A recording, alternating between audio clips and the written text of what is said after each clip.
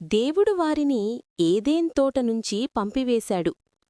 తోట ద్వారాల వద్ద అగ్నిఖడ్గంతో కూడిన దేవదూతలను నిలిపాడు. ఇక వారు ఆ పవిత్ర తోటలోకి తిరిగి వెళ్లలేరు. ఏదెన్ వెలుపల జీవితం చాలా కఠినంగా ఉండేది. ఆదాము భూమిని దున్నాలి, చెమటోర్చాలి, అప్పుడే ఆహారం దొరికేది. హవ్వ నొప్పితో పిల్లలను ప్రసవించాలి, కుటుంబాన్ని చూసుకోవాలి. దేవుడు చెప్పిన మాటలు నిజమయ్యాయి. పాపం కారణంగా కష్టం, బాధ, శ్రమ ఈ లోకంలోకి వచ్చాయి.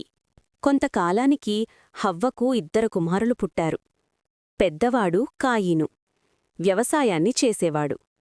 చిన్నవాడు ఏబేలు, గొర్రెలను కాపరించేవాడు.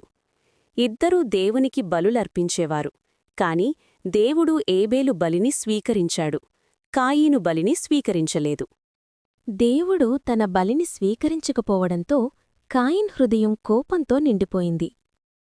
కాయీనూ, నీవు మంచి చేస్తే నేను నిన్ను అంగీకరించనా? పాపం నీ ద్వారంలో ఉంది, నీవు దానిని జయించాలి. ఒకరోజు కాయీను తన సోదరుడు ఆబేలను పొలానికి తీసుకెళ్లాడు. అక్కడ అసూయ కోపంగా మారింది, కోపం పాపంగా మారింది.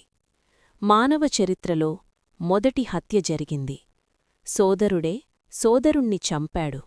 నీ సోదరుడు ఆబేలు రక్తం భూమి నుండి నన్ను మొరపెడుతోంది. కాయిను శిక్ష పొందాడు, కాని దేవుడతనిపై కృపచూపించాడు.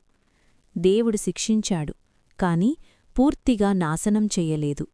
ఇది కూడా దేవుని ప్రేమకు ఒక నిదర్శనం. ఆదాము హవ్వకు మరో కుమారుడు పుట్టాడు, సేతు. దేవుని మార్గంలో నడిచే వంశానికి ఆరంభం.